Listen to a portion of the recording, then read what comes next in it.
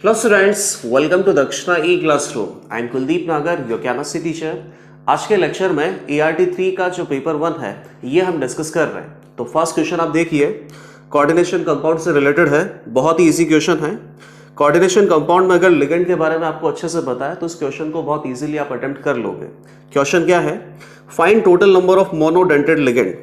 तो सबसे ज्यादा अपने पास मोनोडेंटेड लिगेंड ही होते हैं। इसके बाद टोटल 8 to 9 बाइडेंटेड लिगेंड आप याद रखते हो, और ट्राइडेंटेड, टेट्राडेंटेड, पेंटाडेंटेड या हेक्साडेंटेड, इन सभी टाइप के लिगेंड के एक एक एग्जांपल आपको पता होते हैं। तो यहाँ पे कुछ लिगेंड का लिस्ट हमें दे रखा है, आइडेंटिफाई करना कि कितने मोनोडेंटेड है। तो ये क्वेश्चन बहुत ही इजी है।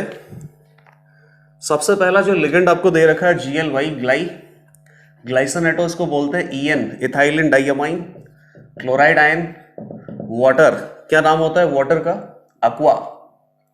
NH3 इसको क्या बोलते हैं? Amine, OX2 minus, oxalato, diene diethyl triamine, और इसके बाद है NH2 हाइड्रोजीन।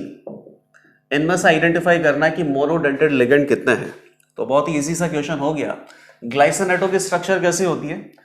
सबसे पहले तो आप ग्लाइसिन बना दो, दिस इज ग्लाइसिन, और ग्लाइसिनेटो H+ हटा दो तो ये अपने पास एनाइन बन गया। बाइडेंटेड लिगेंड होता है, ऑक्सीजन का जो नेगेटिव चार्ज है या इलेक्ट्रॉन पेयर है ये भी डोनेट किया जाता है सेंट्रल मेटल एटम को कोऑर्डिनेट बॉन्डिंग में, और नाइट्रोजन का लोन पेयर भी डोनेट किया जाता है। तो ये तो हो गया अपने पास बाइडेंटेड, ये तो आंसर नहीं होगा। EN सिमिलरली EN क्या बोलते हैं? Ethylene diamine.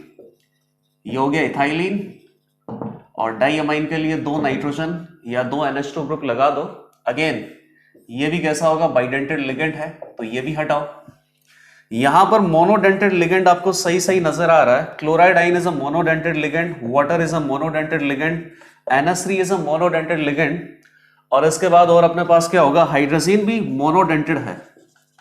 ऐसे कंफ्यूज मत होना कि हाइड्रोजीन में दो नाइट्रोजन एटम है, दोनों नाइट्रोजन एटम के पास 2 लोन पेयर है। तो अगर मान लीजिए कि सेंट्रल मेटल एटम को अगर कभी डोनेट करना है तो ये दोनों लोन पेयर डोनेट करके बाइडेंटेड लिगेंड बन जाएगा। ऐसा नहीं होगा बेटा, ये बहुत स्पेशल केस है एक तरीके से। यहाँ पे 2 नाइट्रोजन एटम के पास 2 लोन पेयर हैं, दोनों डोनेट किए जा सकते हैं, लेकिन उसके बावजूद भी ये बाइडेंटेड लिगेंड नहीं होता है। क्योंकि अगर ऐसा हुआ तो यहाँ पे ये 1 2 3 मेंबर रिंग का फॉर्मेशन होगा, और स्टेरिक क्राउडिंग क्या, एंगल स्ट्रेन बहुत ज्यादा होगा। तो इस वजह से ये बाइडेंटेड जैसे बिहेव नहीं करता है, ये भी मोनोडेंटेड ही होता है। 1 2 3 4 टोटल 4 मोनोडेंटेड लिगेंड है। इसके अलावा और क्या दे रखा है? ऑक्सीलेट आयन और डाइईन। डाइईन का नाम क्या होता है? डाइइथाइलिन ट्राइअमाइन। ये डाइइथाइलिन हो गया, और टोटल नाइट्रोजन एटम अगर आप यहां पर सब्स्टिट्यूट करोगे तो 3 नाइट्रोजन एटम आ जाएंगे। डाइइथाइलिन ट्राइअमाइन ये कैसा है? ट्राइडेंटेड लिगेंड है। आपको केवल मोनोडेंटेड देखना है। ऑक्सीलेट आयन ये ऑक्सैलिक एसिड हो गया, ये हो जाएगा H+ हटाने से, एसिडिक प्रोटॉन को हटाओगे तो क्या बनेगा? Oxalate ion. ये भी कैसा होता है? बाइडेंटेड लिगेंड होता है। तो यहां पे टोटल 4 बाइडेंटेड लिगेंड है, एक ट्राइडेंटेड लिगेंड है, 1 2 3 टोटल 3 बाइडेंटेड लिगेंड है, एक ट्राइडेंटेड लिगेंड है, और बाकी के 4 मोनोडेंटेड लिगेंड है। आपसे केवल इतना पूछा था कि मोनोडेंटेड लिगेंड यहाँ पे कितने प्रेजेंट है, तो ये आंसर बहुत इजीली आ सकता था। टोटल 4 मोनोडेंटेड लिगेंड है। इंटीजर टाइप क्वेश्चन है तो इसका आंसर कितना हो गया? 4। नेक्स्ट क्वेश्चन आते हैं, question number 2। Question number 2 metallurgy से रिलेटेड है, और बहुत ही इजी सा क्वेश्चन है।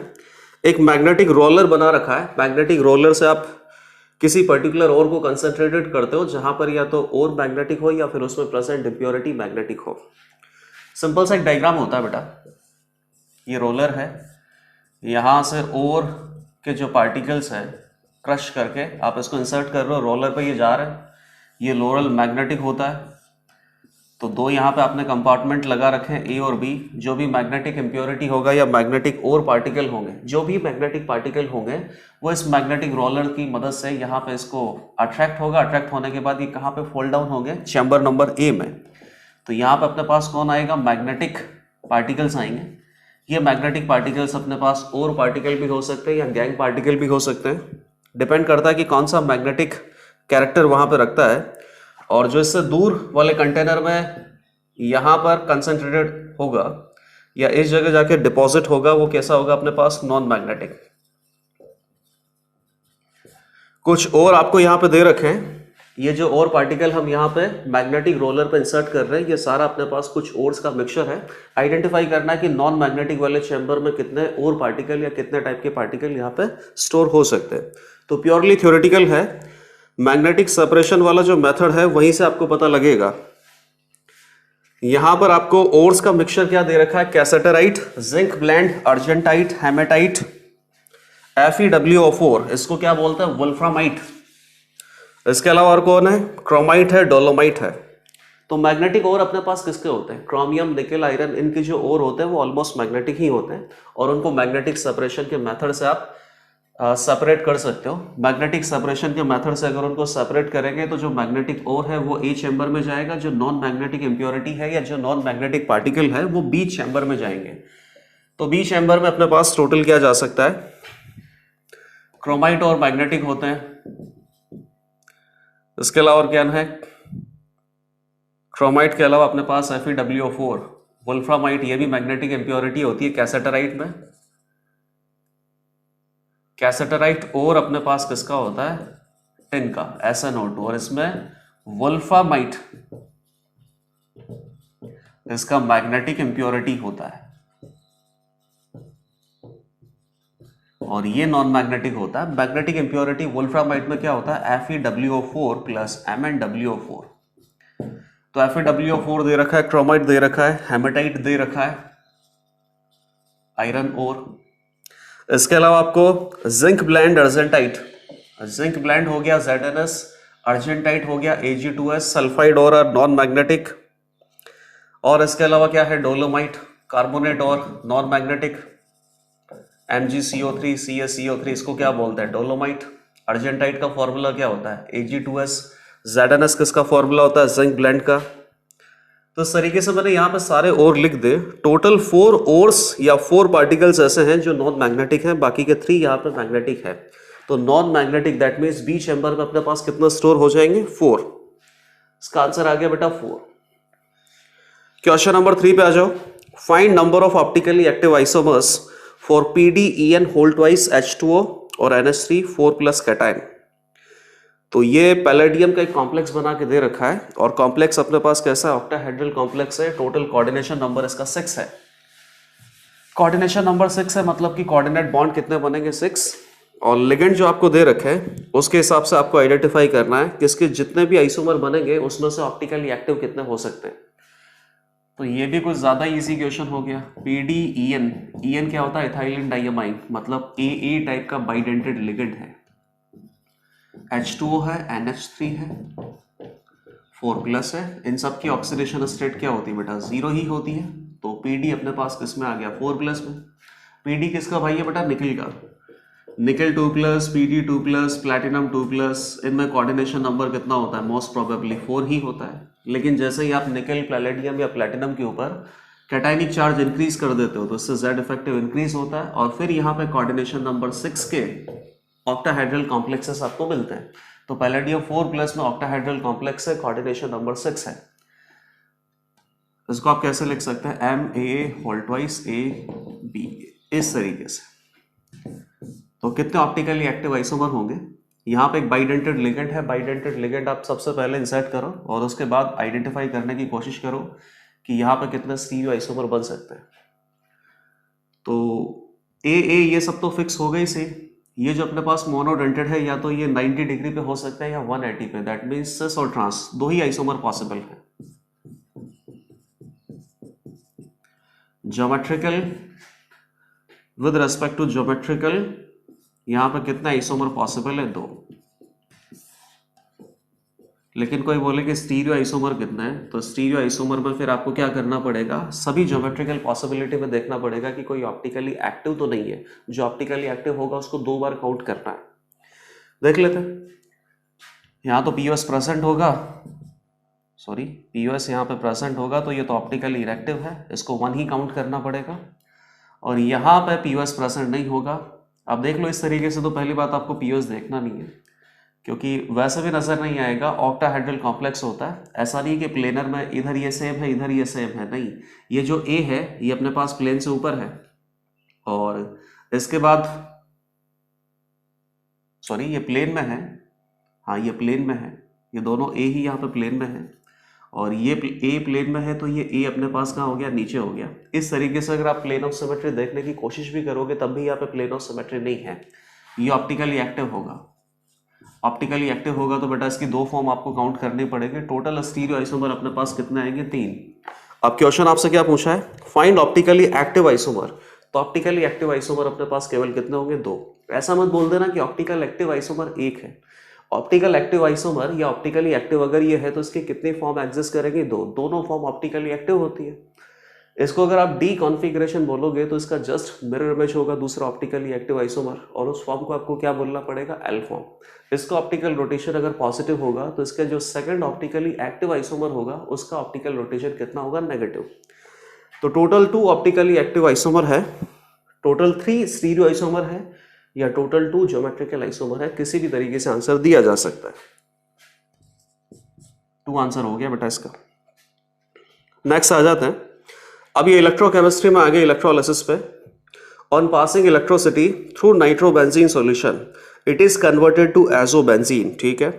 Calculate mass of azobenzene in grams if same quantity of electricity produces oxygen just sufficient to burn 96 gram of fullerene C60।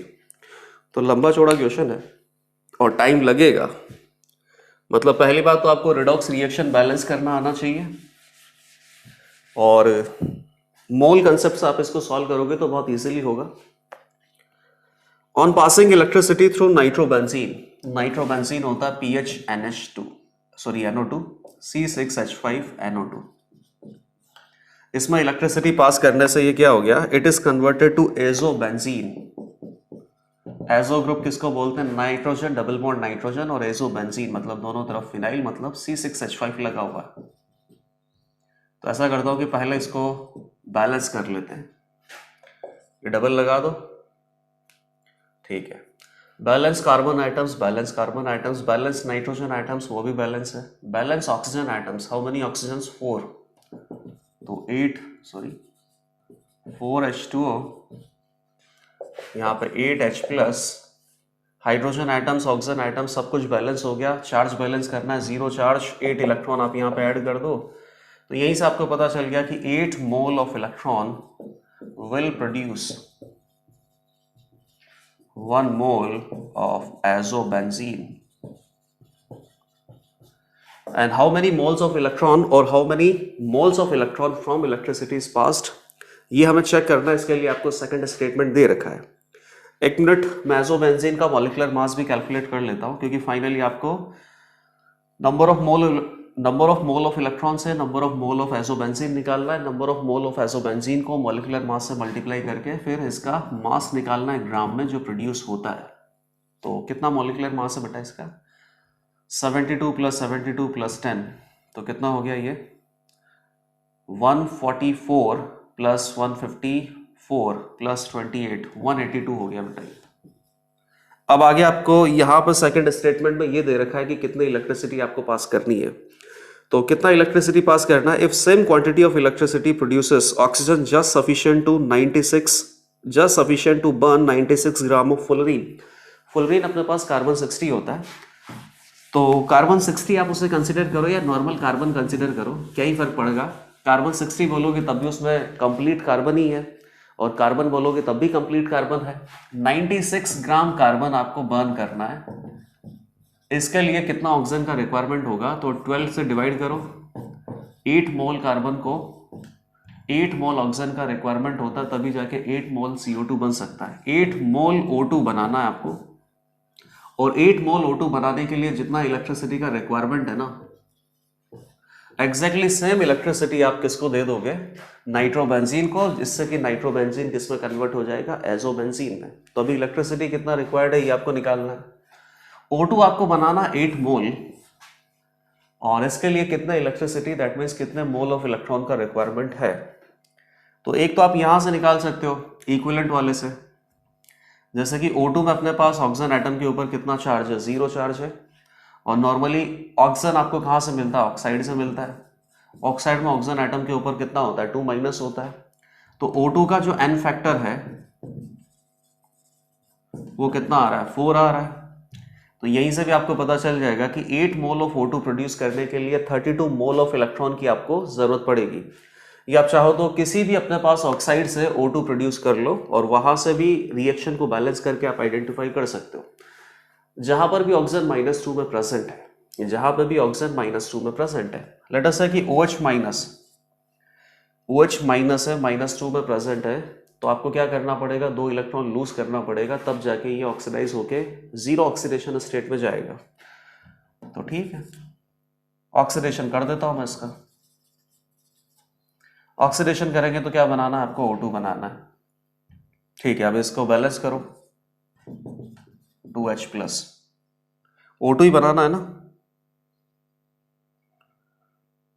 तो balance कर दिया 2H+, 2- है यहाँ पे बेटा, यहाँ पे 2+ है, तो यहाँ पे 4 इलेक्ट्रॉन आ जाएगा, जिसमें ये सब कुछ बैलेंस हो गया। साफ साफ नजर आ रहा है कि 1 मोल ऑफ O2 के लिए आपको 4 मोल ऑफ इलेक्ट्रॉन की जरूरत है। और वैसे भी हमने आइडेंटिफाई कर लिया था कि O2 का जो n फैक्टर है वो 4 है। इसका मतलब क्या होगा कि अगर आपको 8 मोल O2 प्रोड्यूस करना है तो 32, 8 multiplied by 4, 32 mole of electricity की जरूरत होगी। और चाहो तो आप कंप्लीट रिएक्शन को बैलेंस करके भी आइडेंटिफाई कर सकते हो। आप यहाँ पे OH- से O2 बना सकते हो, या फिर और O2- कहाँ प्रेजेंट होता है? ऑक्साइड आयन कहाँ प्रेजेंट होता है? H2 में भी प्रेजेंट होता है। H2O में ऑक्सीडेशन आप कर दो, अगेन आपको O2 गैस ही मिलेगा। वहां से भी आप बैलेंस करके देख लेना कि 4 मोल ऑफ इलेक्ट्रॉन से ही आपको 1 mole of oxygen gas produce होगा। तो basically 8 mole of oxygen gas produce करने के लिए आपको 32 मोल ऑफ इलेक्ट्रॉन की जरूरत है।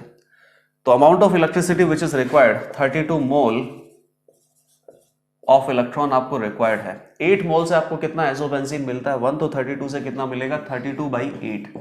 That means 4 mole of azobenzene आपको मिलने वाला है।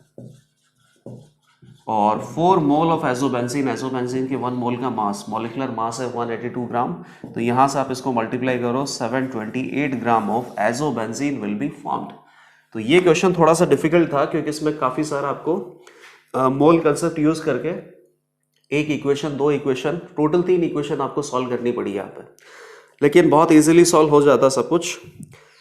केवल रिडॉक्स रिएक्शन आपको बैलेंस करना आना चाहिए और एक इक्वेशन से जितना इलेक्ट्रिसिटी आपको रिक्वायरमेंट है वही इलेक्ट्रिसिटी आप यहाँ पे यूज कर रहे हो, उसके बाद ही एजोबेंजीन आपको बनाना है। तो इधर आपको कितना इलेक्ट्रिसिटी का रिक्वायरमेंट होगा, कितने मोल ऑफ इलेक्ट्रॉन का रिक्वायरमेंट होगा, वो सही से निकालो। यहाँ से अगर वो सही कैलकुलेट कर लिया, फिर इधर आपको दिख ही रहा है कि 8 मोल ऑफ इलेक्ट्रॉन से एजोबेंजीन कितना प्रोड्यूस होता है? 1। तो 32 मोल ऑफ इलेक्ट्रॉन से एजोबेंजीन कितना प्रोड्यूस होगा? 4 मोल। और 4 मोल का जो टोटल मास है वो कितना आ जाएगा? 728 ग्राम। नेक्स्ट क्वेश्चन पे आते हैं, question number 5। How many grams of sucrose should be dissolved in 100 gram water? तो वाटर में अगर सुक्रोज को डिसॉल्व करेंगे, सुक्रोज अपने पास नॉन वॉलेटाइल होता है, वाटर वॉलेटाइल होता है।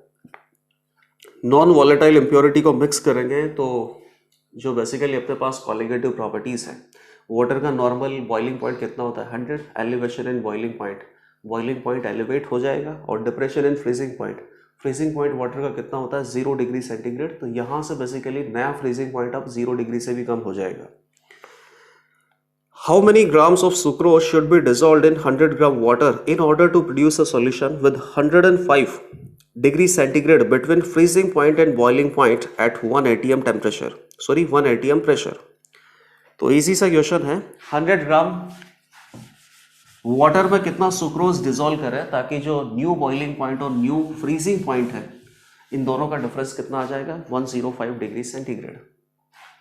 ठीक है, चलो न्यू बॉइलिंग पॉइंट अपने पास कितना हो जाएगा? 373 प्लस डेल्टा टीबी। और न्यू फ्रीजिंग पॉइंट अपने पास कितना हो जाएगा? फ्रीजिंग पॉइंट वैसे कितना होता है इसका? वाटर का 273 केल्विन होता है, उसमें से डेल्टा टीएफ आप हटा दो। तो बॉइलिंग पॉइंट और फ्रीजिंग पॉइंट का डिफरेंस अगर आप करोगे तो ये कितना हो जाएगा? 100 plus delta TB plus delta TF, यही डिफरेंस आएगा।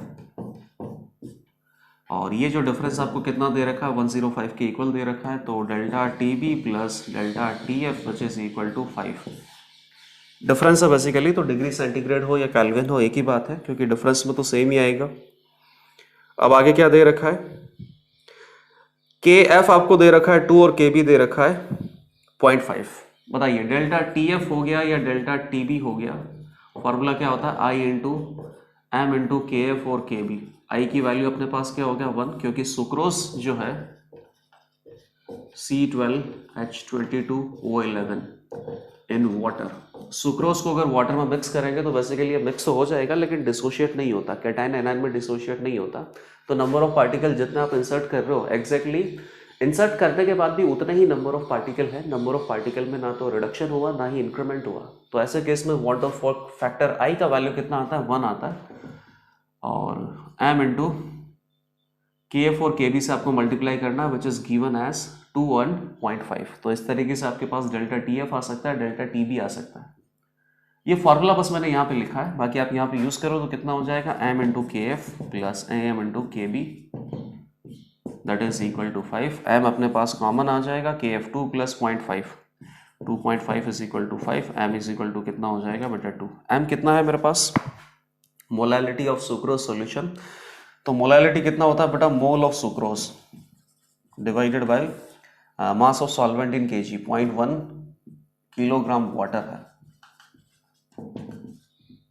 तो विच इज इक्वल टू 2। तो मोल्स ऑफ सुक्रोज आपके पास कितना आ जाएगा 1 multiplied by 0.1 sorry 0.1 multiplied by 2 which is equal to 0.2। तो मास अपने पास कितना आ जाएगा सुक्रोज का, इसका मॉलिक्यूलर मास होता है 342 ग्राम मल्टीप्लाइड बाई 0.2, तो 68.4 ग्राम सुक्रोज आपको ऐड करना पड़ेगा, तब जाके वाटर के बॉइलिंग पॉइंट और फ्रीजिंग पॉइंट का जो डिफरेंस है 105 डिग्री सेंटीग्रेड के इक्वल होगा। तो ये क्वेश्चन तो इजी था। क्वेश्चन नंबर 6 पे आ जाओ। क्वेश्चन नंबर 6 में एक रिएक्शन आपको दे रखी है, इस रिएक्शन के बारे में 4 स्टेटमेंट दे रखे हैं, आइडेंटिफाई करना है कि चारों स्टेटमेंट में से कौन सा सही है। तो जो रिएक्शन आपको दे रखी है ना, चलो ये तो ठीक है, लेकिन मैं डिफरेंट रिएक्शन से आपको इसका आंसर बताऊंगा। रिएक्शन क्या दे रखा है, HHClSMeEt और MES पॉजिटिव। तो ये अपने पास क्या हो गया, न्यूक्लियोफाइल हो गया, और ये अल्काइल हैलाइड हो गया। अल्काइल हैलाइड में क्या प्रेजेंट है, हैलाइड आयन लिविंग ग्रुप है, न्यूक्लियोफाइल बेटा अटैक करेगा, लिविंग ग्रुप लीव करेगा, तो फाइनली यहाँ पे क्या बन सकता है, प्रोडक्ट।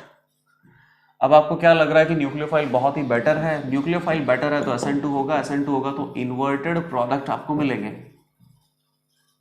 और इन्वर्टेड प्रोडक्ट मिलेंगे इसका मतलब क्या है, SN2 में कोई रीअरेंजमेंट तो होता नहीं है, तो बाकी लोकेशंस को आप बेसिकली बिल्कुल भी डिस्टर्ब मत करो। Cl आपके पास राइट साइड लगा हुआ है, तो इन्वर्टेड प्रोडक्ट में क्या होता है, बैक साइड अटैक होता है, तो Cl यहां से अगर रिमूव होगा तो न्यूक्लियोफाइल SMe को आप यहां पे लगा दो, ठीक है, और इधर हाइड्रोजन आ जाएगा प्लस Cl माइनस। ये आपका आंसर हो गया, but this answer is very very incorrect, क्योंकि आपको पता है कि जिस कार्बन आइटम पे लिविंग ग्रुप लगा हुआ है, लिविंग ग्रुप यहां से लीव करेगा, न्यूक्लियोफाइल अटैक करेगा, लेकिन उसके साइड वाले कार्बन आइटम पे आपने क्या लगा रखा है, a group which has a lone pair. तो बेसिकली यहां पे कौन सा इफेक्ट लगता है, SN-NGP neighbouring group participation. Neighbour में ये जो ग्रुप है, this is already a potential nucleophile and this nucleophile always or already attacks on this particular carbon atom and kicks out Cl minus. तो यहाँ पे ऑलरेडी एक तरीके का साइक्लिक इंटरमीडिएट का फॉर्मेशन हो रखा है, लिविंग ग्रुप ऑलरेडी लीव करके रखा है, SMe ने ऑलरेडी पोटेंशियल न्यूक्लियोफाइल बनके, पोटेंशियल इंटरनल न्यूक्लियोफाइल बनके ऑलरेडी अटैक किया हुआ है। तो नेबरिंग ग्रुप पार्टिसिपेशन में आपके पास इस तरीके की सिचुएशन होती है, और प्रोडक्ट यहाँ पे आपको कैसे मिलेगा उसके लिए एक डिफरेंट एग्जांपल मैं आपको बना के देता हूँ, क्योंकि यहाँ पे SMe जब यहाँ पे अटैक करेगा तो पोटेंशियल इंटरनल न्यूक्लियोफाइल जब लिविंग ग्रुप को लीव करवाता है तो बेसिकली एंटी अटैक होना चाहिए। अब कईयों को लग रहा है कि सर यहाँ पे सल्फर और क्लोरीन एक साइड प्रेजेंट है, ऐसा बिल्कुल भी नहीं है। क्लोरीन और सल्फर यहाँ पे, ये बेसिकली आपको क्या दे रखा है, फिशर प्रोजेक्शन। तो फिशर प्रोजेक्शन से आपको न्यूमैन प्रोजेक्शन बनाना पड़ेगा। न्यूमैन प्रोजेक्शन में जाके आपको पता चलेगा कि SMe और Cl का लोकेशन क्या है। उसके बाद आपको क्या करना है कि अगर लेट अस से कि Cl और SMe दोनों एक साइड प्रेजेंट भी हो, तो भी आपको क्या करना है कि कार्बन कार्बन का सिंगल बॉन्ड का फ्री रोटेशन है, तो रोटेट करके SMe को Cl के ऑपोजिट लेके जाना है, एंटी लोकेशन में लेके जाना है। फिर यहाँ से सल्फर का जो लॉन पेयर है ये कार्बन पर अटैक करेगा और लिविंग ग्रुप को हटा देगा। इस तरीके से एक साइक्लिक इंटरमीडिएट का फॉर्मेशन होगा और वो वैसे ही ये यहाँ पे बेसिकली प्रेजेंट है।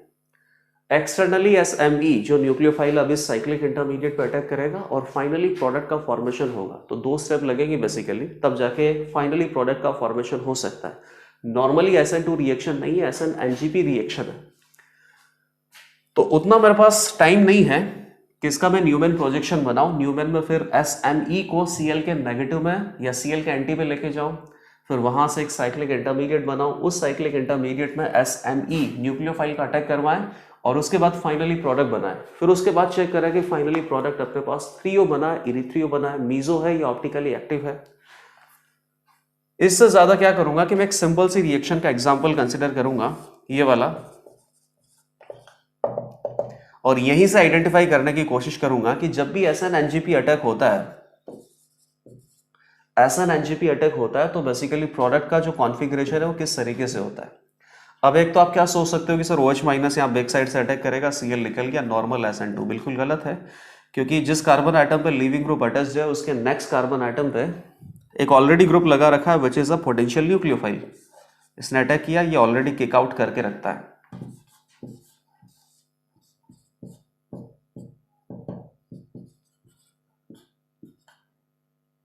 ठीक है, और इधर बैक साइड में अपने पास कौन है, H है, ये वो H आइटम। अब न्यूक्लियोफाइल बेटा कहाँ से अटैक करेगा, फ्रंट साइड में। तो आपने ये साइक्लिक इंटरमीडिएट लगा रखा है तो इसी साइड से अटैक करना पड़ेगा।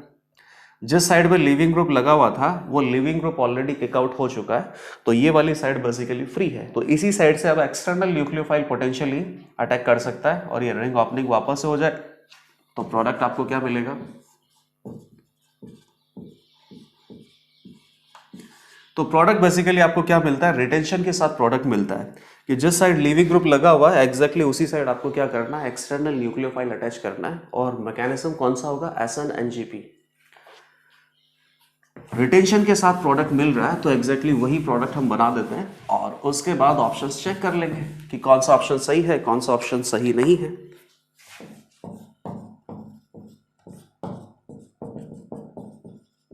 इस साइड से लिविंग ग्रुप अटैक करेगा, इसी साइड से अपना जो एक्सटर्नल न्यूक्लियोफाइल उसने अटैक कर दिया। Major product is meso. तो कई लोगों को लग रहा है कि मीजो है क्योंकि यहाँ पे POS प्रेजेंट है, 2 कायरल कार्बन है और उसके बावजूद भी ऑप्टिकली इनएक्टिव है, तो बिल्कुल गलत है बेटा। ऊपर Me है, नीचे Et है, POS यहाँ पे प्रेजेंट नहीं है, POS प्रेजेंट नहीं है, ये ऑप्टिकली एक्टिव ही है, तो आप इसको मीजो तो नहीं बोल सकते। Major product is a threo. Threo मतलब क्या होता है बेटा, ऑपोजिट साइड नहीं, मेजर प्रोडक्ट इज इरिथ्रियो। इस तरीके से जो अपने पास फिशर प्रोजेक्शन का सिस्टम होता है जिसमें 2 कायरल कार्बन होते हैं, तो अगर यहाँ पे हॉरिजॉन्टल लाइन पे सेम ग्रुप अगर सेम साइड प्रेजेंट होते हैं तो उसको क्या बोलते हैं, same group same side present होते हैं तो इरिथ्रियो बोलते हैं, और ऑपोजिट साइड प्रेजेंट होते हैं तो उसको थ्रियो बोलते हैं। तो ये इरिथ्रियो है। Mechanism for the formation of major product is SN2, बिल्कुल गलत है। Mechanism of formation of major product is SN-NGP, तो ये सही हो गया। तो क्वेश्चन नंबर 6 में स्टेटमेंट नंबर 4 ही करेक्ट है। क्वेश्चन नंबर 7 पे आ जाते हैं। अब 7 बहुत ही इजी क्वेश्चन है। एक अल्कोहल दे रखा है, अल्कोहल की रिएक्शन SOCl2 और PCl5 से किया है। अल्कोहल का रिएक्शन SOCl2 और PCl5 से करेंगे तो अल्काइल हैलाइड आपको मिलेगा। अल्काइल हैलाइड में क्या करना होता है, OH को रिप्लेस करके Cl आप अटैच करोगे। केवल इतना आपको करना है कि SOCl2 से कौन सा मैकेनिज्म फॉलो होके और रिटेंशन, इन्वर्जन या रेसमाइजेशन किसके प्रोडक्ट आपको मिलेंगे, सिमिलरली PCl5 से कैसा प्रोडक्ट मिलेगा।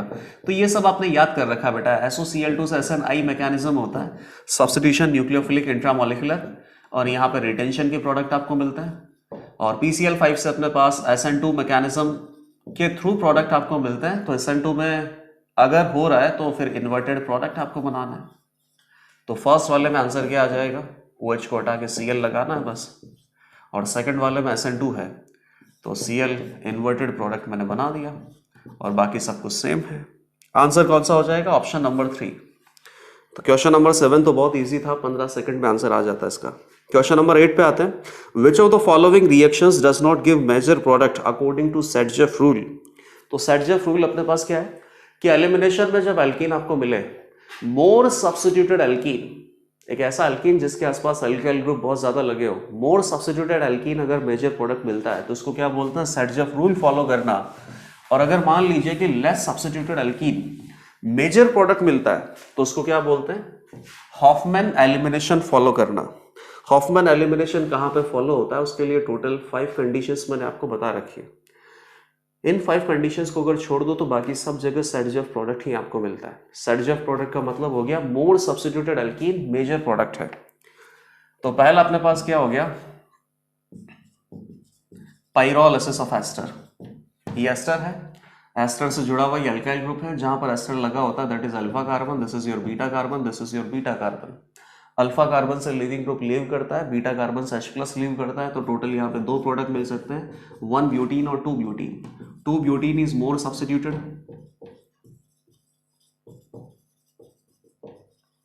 and 2 butene product which is more substituted product is obtained in minor quantity, and 1 butene which is less substituted,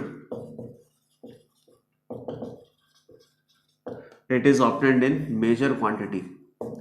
मतलब कौन से रूल को आप फॉलो कर रहे हो, हॉफमैन रूल को फॉलो कर रहे हो, और हॉफमैन रूल को फॉलो करते हुए इस तरीके से प्रोडक्ट की जो एक पर्टिकुलर कंडीशन आती है वो यही आती है कि पाइरोलिसिस ऑफ एस्टर में एस्टर को केवल हीट करना है, किसी रिएजेंट के साथ रिएक्ट नहीं करना है। एस्टर को हीट करने से क्या होता है, ये जो अल्काइल ग्रुप है ये अल्कीन में कन्वर्ट हो जाता है, और प्लस आपको क्या मिलेगा, CH3COOH। 6 member cyclic transition state से ये पर्टिकुलर एलिमिनेशन होने के बाद 1 ब्यूटीन लेस सब्स्टिट्यूटेड प्रोडक्ट ही मेजर क्वांटिटी में मिलता है। तो यहाँ पे तो हॉफमैन रूल फॉलो हो रहा है। इन्होंने क्या बोला है कि which does not give major product as Saytzeff rule, तो ये मेजर प्रोडक्ट अपने पास हॉफमैन रूल के अकॉर्डिंग ही दे रहा है। तो क्वेश्चन नंबर 8 का जो ऑप्शन नंबर 1 है वही आंसर हो गया। 2, 3, 4 में सर्जेफ रूल के अकॉर्डिंग ही प्रोडक्ट आएगा, क्योंकि 2, 3, 4 एलिमिनेशन की केवल नॉर्मल कंडीशंस है। जैसे कि 2 में आपको क्या दे रखा है, अल्काइल हैलाइड है और अल्कोहलिक KOH है। अल्कोहलिक KOH में कौन सा एलिमिनेशन फॉलो होता है, E2 एलिमिनेशन में आपको हमेशा कौन सा प्रोडक्ट मिलेगा, हॉफमैन।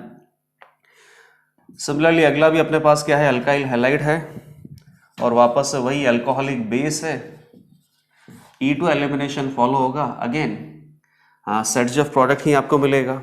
और 4th वाले में आपको क्या दे रखा है, अल्कोहल का डिहाइड्रेशन करना है, मतलब कॉन्सेंट्रेटेड H2SO4 की प्रेजेंस में आप इसे हीट करोगे। डिहाइड्रेशन ऑफ अल्कोहल हमेशा कौन सा एलिमिनेशन होता है, E1। इस तरीके से होगा। सबसे पहले ऑक्सीजन का जो लोन पेयर है वो H+ पे अटैक करेगा तो OH कन्वर्ट हो जाएगा OH2+ में। OH2+ यहाँ से लीव करेगा, बहुत ही अच्छा लिविंग ग्रुप है। OH2+ लीव करने के बाद आपको क्या मिलेगा, कार्बोकेटाइन। जहाँ कार्बोकेटाइन प्रेजेंट है that is called alpha carbon. Alpha के रेस्पेक्ट में नेक्स्ट कार्बन को क्या बोलते हैं, बीटा कार्बन। बीटा कार्बन से H+ रिमूव करोगे, H+ रिमूव करने से वहां पे 2 इलेक्ट्रॉन रहेंगे, वो दोनों इलेक्ट्रॉन मिलके पॉजिटिव के साथ पाई बॉन्ड का फॉर्मेशन करेंगे। तो बेसिकली अपने पास यहाँ पाई बॉन्ड हो सकता है, यहाँ पाई बॉन्ड हो सकता है। मिडिल में जो पाई बॉन्ड होगा वहां से जो एल्कीन आपको मिलेगा वो ज्यादा स्टेबल होगा, नंबर ऑफ अल्फा हाइड्रोजन ज्यादा होंगे, मोर सब्स्टिट्यूटेड एल्कीन होगा, और वही मेजर प्रोडक्ट आपको मिलता है। तो क्या बोलना पड़ेगा कि सर्जेफ रूल को फॉलो कर रहे हैं। तो नॉर्मली E1 रिएक्शन और E2 रिएक्शन में सर्जेफ प्रोडक्ट ही आपको मिलता है, और बहुत सारी तो नहीं होती, केवल 5 ऐसी स्पेसिफिक कंडीशंस होती हैं जहां पर हॉफमैन प्रोडक्ट आपको मेजर क्वांटिटी में मिलता है। जिसमें से एक कंडीशन अपने पास क्या है, पाइरोलिसिस ऑफ एस्टर। दूसरा क्या हो गया, E1CB। तीसरा क्या हो गया, कोप एलिमिनेशन। 4th अपने पास क्या हो जाता है, जहां पर बल्कि बेस अटैक करे। जैसे कि ये जो अल्कोहलिक बेस अपने पास, अल्कोहल में आपको क्या दे रखा है, अल्कोक्साइडाइन। अल्कोहलिक बेस जो है, इस अल्कोहलिक बेस का अगर साइज आप बिगर कर दो तो जहां पर बल्कि बेस होगा तो बल्कि बेस की प्रेजेंस में वापस से E2 एलिमिनेशन होगा, लेकिन फिर इस केस में क्या आ जाएगा, हॉफमैन एलिमिनेशन के प्रोडक्ट आपको मिलेंगे।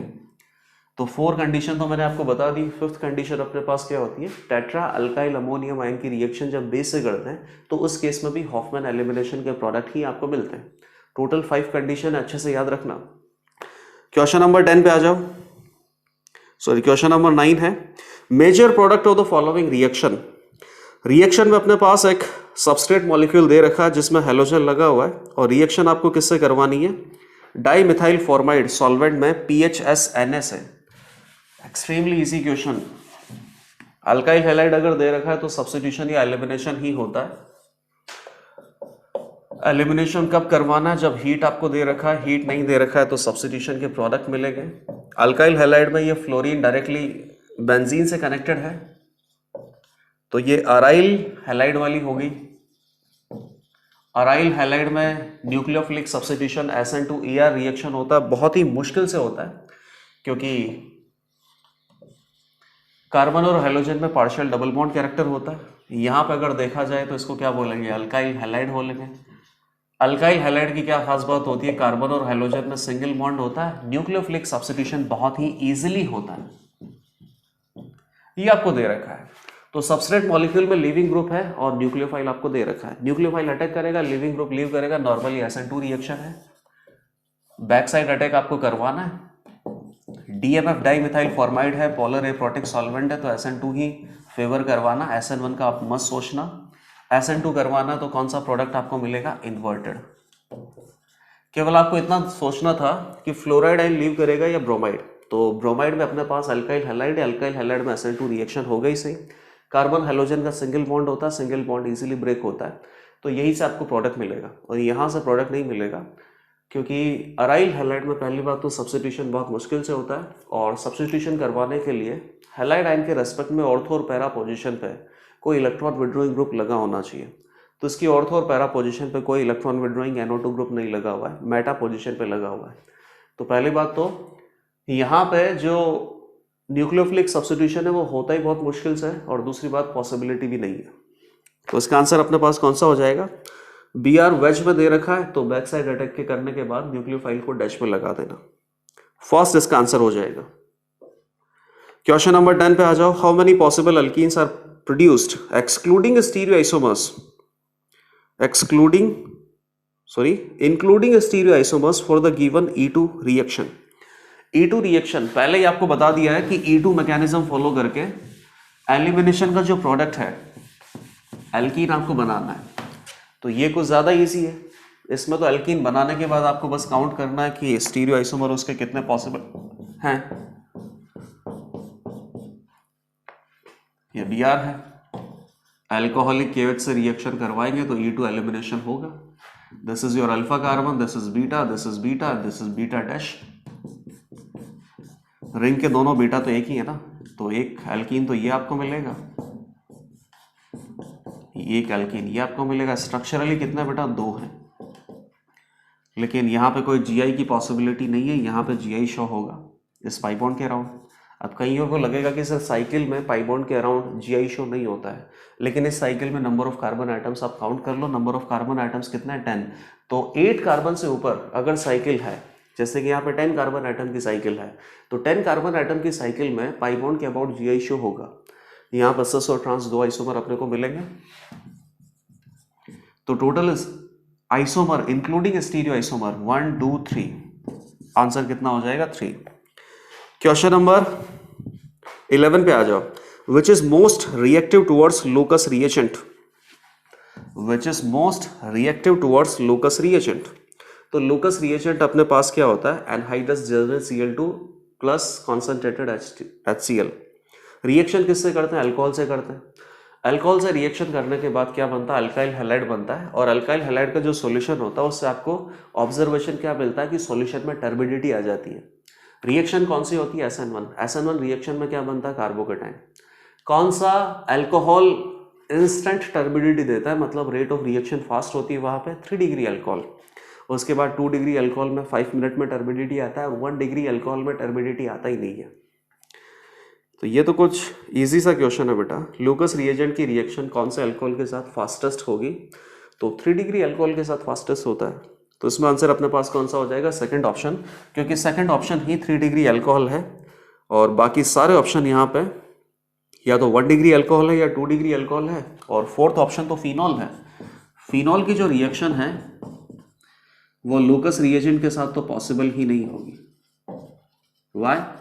क्योंकि लूकस रिएजेंट से आपको H+ मिलेगा, H+ यहाँ पे अटैक करेगा, तो किस में बन जाएगा? ये OH2+। अब OH2+ यहाँ से लीव करेगा तो क्या बनना चाहिए? Phenyl positive. कार्बोकेटाइन बनना चाहिए, कार्बोकेटाइन पे Cl माइनस अटैक करेगा, तब जाके आपको फाइनल प्रोडक्ट मिलेगा। लेकिन ये फिनाइल कार्बोकेटाइन बन ही नहीं सकता, अनस्टेबल होगा। तो यहाँ तो लूकस रिएजेंट की जो रिएक्शन है वो पॉसिबल ही नहीं है।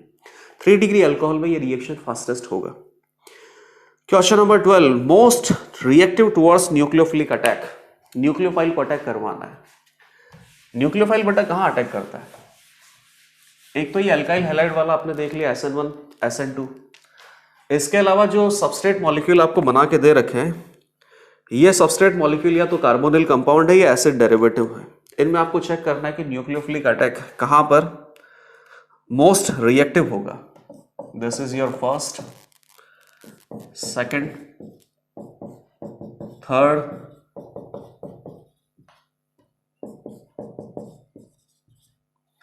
ये तो अपने पास कार्बोनिल कंपाउंड में हो गया एल्डिहाइड, ये हो गया कीटोन, और ये हो गया एसिड डेरिवेटिव में एसिड हैलाइड और एसिड एनहाइड्राइड। न्यूक्लियोफाइल कहाँ अटैक करेगा बेटा? कार्बोनिल कार्बन पे ही अटैक करेगा, क्योंकि वहीं पर डेल्टा पॉजिटिव है। डेल्टा पॉजिटिव बेटा जितना ज़्यादा होगा उतना ज़्यादा न्यूक्लियोफिलिक अटैक यहाँ पे पॉसिबल है। तो C डबल बॉन्ड हो तो ठीक है, यहाँ पे H का कुछ नहीं लगेगा। CH3 का क्या लगता है बेटा? Plus I। इसका क्या लगेगा बेटा? Plus M। और इसका क्या लगेगा? Minus I। तो यहाँ पे इस कार्बन के ऊपर डेल्टा पॉजिटिव की वैल्यू सबसे ही ज़्यादा होगी। तो यहाँ पे जो न्यूक्लियोफिलिक अटैक है वो सबसे ज़्यादा पॉसिबल होगा। रिएक्शन कौन सी होती है? SN2TH। रिएक्शन होने के बाद आप न्यूक्लियोफिलिक सब्स्टिट्यूशन के प्रोडक्ट बना दोगे, लेकिन न्यूक्लियोफिलिक अटैक यहीं पे फास्टेस्ट होगा। तो ऑप्शन नंबर सेकंड आंसर हो गया। क्वेश्चन नंबर 12 था ये। क्वेश्चन नंबर 13 पे आओ। 13 में क्या है? Consider the following reactions and correct order of SN1 reactivities. SN1 reaction कहाँ पे फास्ट होती है? 3 डिग्री अल्काइल हैलाइड, फिर 2 डिग्री अल्काइल हैलाइड, फिर 1 degree alkyl halide. SN1 reaction में कार्बोकेटाइन इंटरमीडिएट बनता भी है, और कार्बोकेटाइन इंटरमीडिएट कहाँ ज़्यादा स्टेबल होगा? 3 डिग्री कार्बन पे, फिर 2 डिग्री कार्बन पे, फिर 1 डिग्री कार्बन पे। इसीलिए यही इसका रिएक्टिविटी ऑर्डर आता है। तो ये भी कुछ इजी सा क्वेश्चन है बेटा। ये 1 डिग्री अल्काइल हैलाइड आपको दे रखा है, ये 2 डिग्री अल्काइल हैलाइड दे रखा है, और ये भी 2 डिग्री अल्काइल हैलाइड दे रखा है। B और C में SN1 रिएक्शन का जो रेट है वो फास्टर होगा इन कंपैरिजन टू A, क्योंकि ये 2 डिग्री अल्काइल हैलाइड है। यहाँ से जो कार्बोकेटाइन आपको मिलेगा हैलाइड आयन के लीव करने के बाद, वो कार्बोकेटाइन 1 डिग्री कार्बोकेटाइन के कंपैरिजन में ज़्यादा स्टेबल होगा। और कार्बोकेटाइन अपने पास क्या? इंटरमीडिएट जितना ज़्यादा स्टेबल होता है, रेट ऑफ रिएक्शन उतना ही ज़्यादा होता है। यहाँ पे ये कार्बोकेटाइन पाई बॉन्ड के रेजोनेंस से भी स्टेबलाइज्ड है, तो BCA ये करेक्ट आंसर हो जाएगा। क्वेश्चन नंबर 14, कैल्शियम फॉस्फाइड दे रखा है। कैल्शियम फॉस्फाइड की रिएक्शन ड्यूटीरियम ऑक्साइड से करवानी है, मतलब कि H2O की जगह D2O से करवानी है। तो प्रोडक्ट क्या होगा? अब ये कोई क्वेश्चन हुआ? कैल्शियम फॉस्फाइड एक आयनिक कंपाउंड है बेटा। क्या क्या प्रेजेंट है? कैल्शियम 2+ प्रेजेंट है, फॉस्फाइड P3- प्रेजेंट है। रिएक्शन किससे करवाना है? D2O से। D2O में एसिडिक प्रोटॉन है, वाटर से करवाते हैं तो वाटर में भी एसिडिक प्रोटॉन है, और यहाँ पर जो एसिडिक प्रोटॉन है ड्यूटीरियम, वो हाइड्रोजन का ही आइसोटॉप है। कैटाइन क्या करेगा बेटा? O- OD P3-, इसका हाइड्रोलिसिस होगा। हाइड्रोलिसिस केवल किसका नहीं होता है? इन सबका, ठीक है ना? या फिर जैसे Br-, इन सबका हाइड्रोलिसिस नहीं होता है। क्यों नहीं होता है? क्योंकि these cations or anions are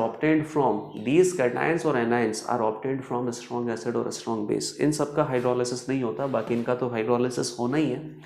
phosphide ion ये क्या करेगा? H+ को रिमूव करेगा। इस केस में क्या करेगा? D+ को रिमूव करेगा, तो BD3 और CaOD होल ट्वाइस, ये आंसर बन जाएगा।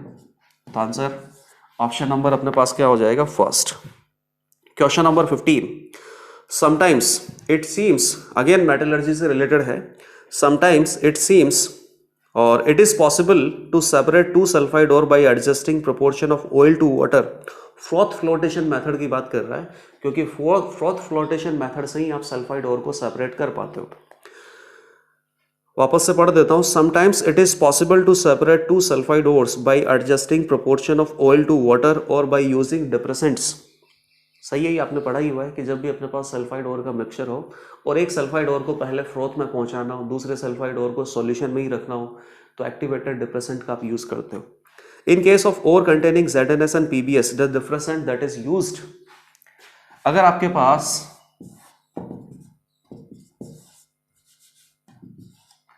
ZNS भी है, PBS भी है सॉल्यूशन में, तो कौन सा डिप्रेसेंट आप यूज करोगे?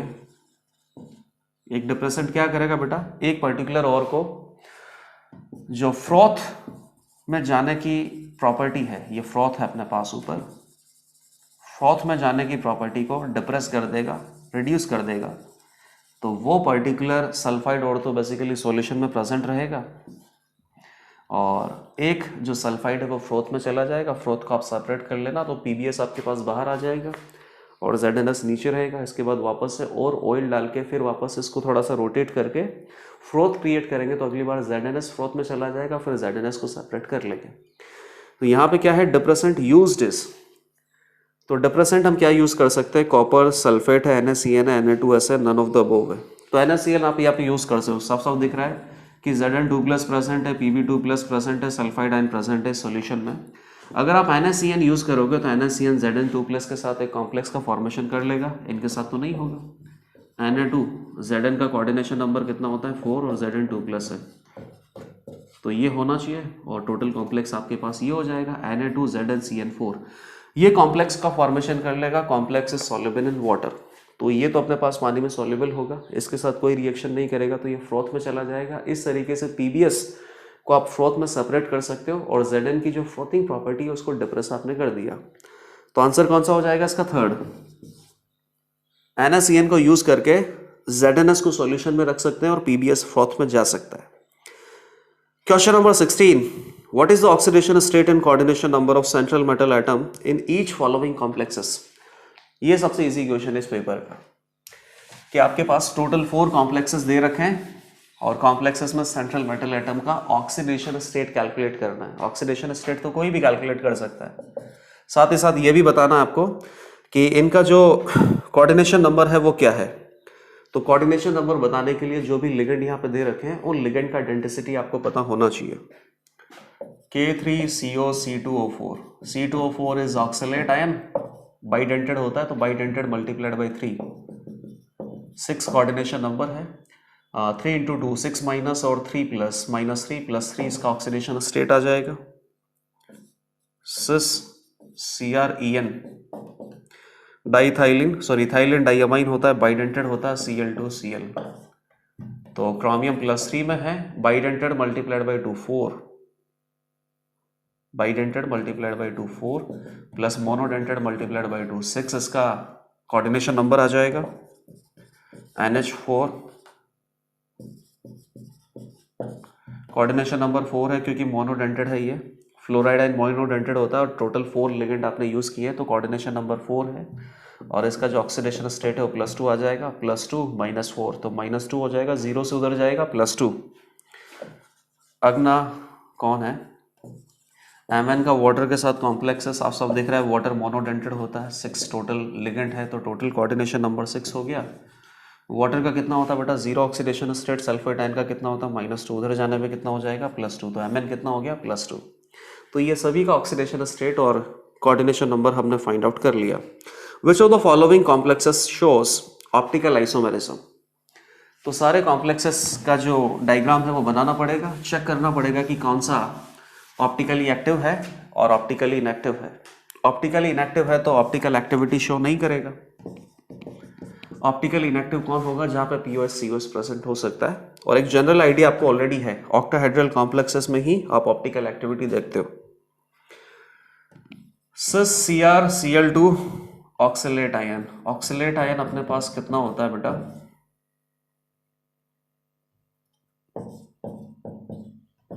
क्रोमियम 3+ है और